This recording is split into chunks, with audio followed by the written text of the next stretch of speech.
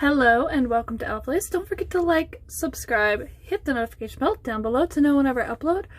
Today I will be discussing things that you should either get or you should know for D&D if you're a new player, or even like if you're an old player, like things you can think about. You don't have to actually do it. I'm just giving advice out, so you know. Also, my dog is probably going to walk around and make noise, so I apologize in advance. My other dog has to be in the kennel, so he's gonna be in here with me today. Right, buddy? Right, Apollo. Okay. So, the first thing, and he's trying to eat it already, is a dice tower. I recommend dice towers or dice trays because myself, I have issues rolling dice. This one was 3D printed, it wasn't bought, or you could get like, you know, one of those book containers, one of my friends has those, and use that to roll your dice in. And I recommend this because of, you know, we used to have issues where we'd all roll our dice off the table, and then we'd be like, it's D&D night! Yeah, it still happens every time. Even with the dice towers, it's like, it gets like chucked somehow, like dice end up across the room, and then we're like, oh, yep, it's D&D night. That's how we know. But yeah, dice tower, always a good thing. This was the tree that Lectra had. Well, this was my dice tower for Lectra, and I'm going to keep using it because it's beautiful. I painted it. My dad 3D printed it. And, you know, I don't need like a million dice towers like my dad, who has printed out like 3 or 4 now and has like a bunch of different dice towers. But yeah, here it is.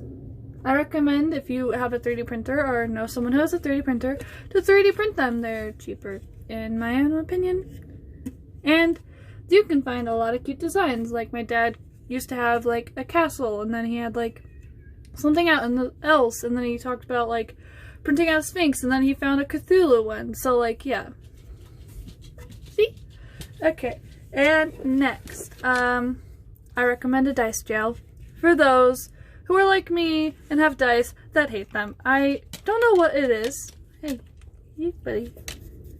I don't know what it is about me, but I have bad luck with dice. So I roll. These are mostly all my bad ones. No, you can't eat these. This one is warped.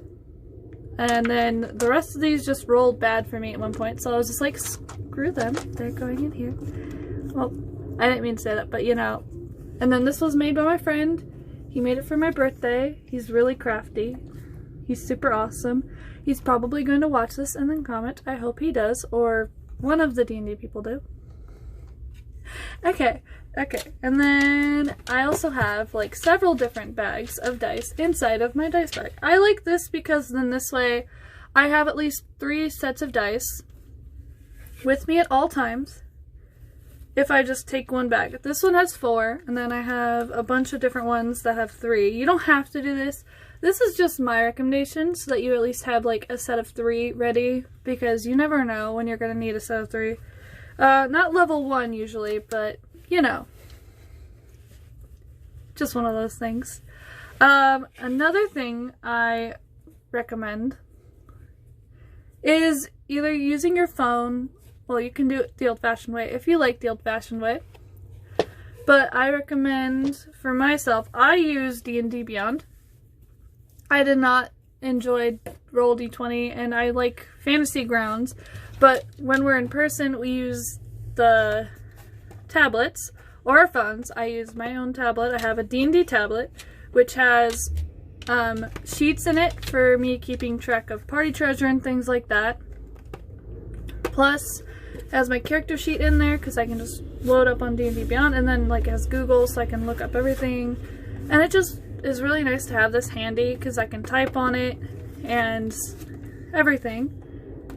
And I got this one for Christmas a while ago. It was like only $100 or something like that. My grandma bought it. But I'm lucky, but if not, you can always use your phone.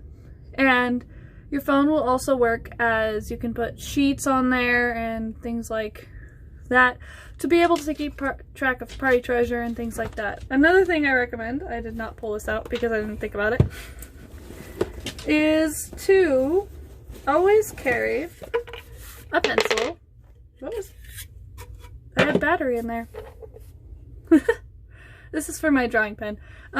So always carry a pencil and a journal. This one is my journal for the current campaign I'm in, where I am a gnome artificer.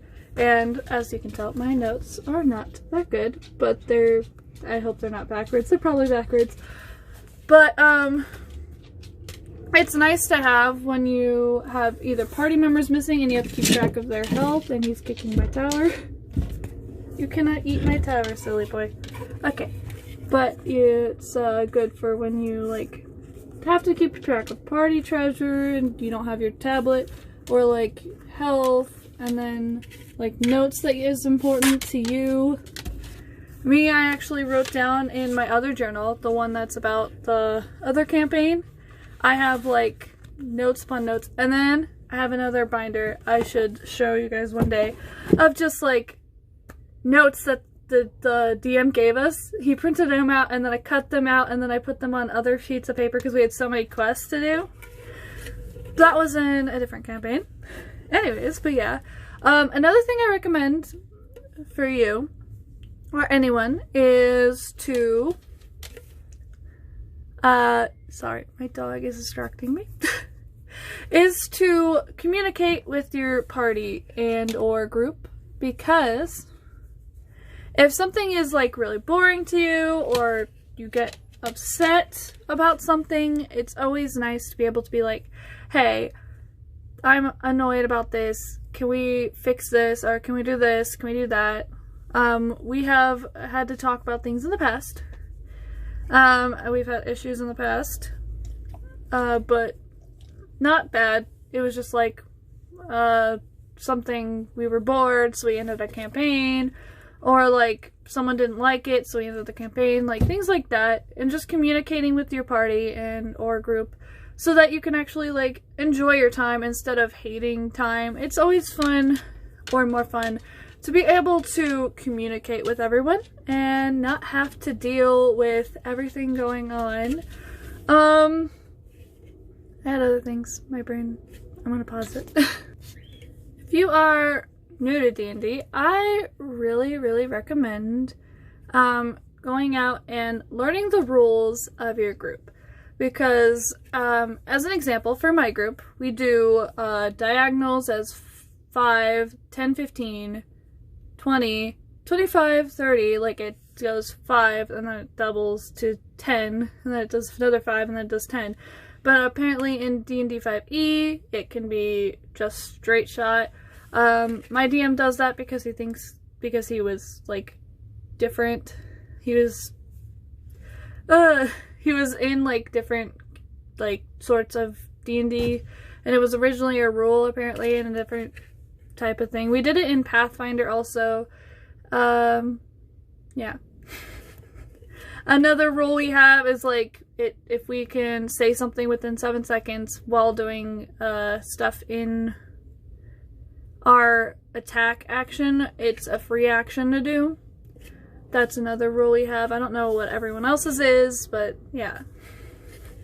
I always recommend learn the rules of what your group wants, because it's better that way, and then, like, whatever your DM wants to do, it's always a good thing to have and be able to do and talk to your DM, because your DM has other ideas that everyone else does not, and it's always good to talk to them and be like, hey, what do you think?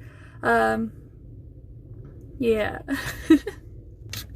Another thing is, if you know someone who can 3D print, like I said about this tower, he's trying to play with it still, I recommend getting someone, oh, this is probably a bad idea, I might be hitting my mic. I always recommend getting, like, people to print out 3D figures. You can always buy them. It's a little bit more expensive, but you can 3D print them. You can find them most places and pay for them a little bit, or you can go on Hero Forge and get the, like, 3D model that you made and print that out for only $8. That's what I did for my gnome artificer. We did that, and my dad found a goat halfling that he ended up printing out too. Yes? Can I help you? Uh-huh. But yeah. So, those are some of my recommendations. I can think of more if you ever want me to. Yeah.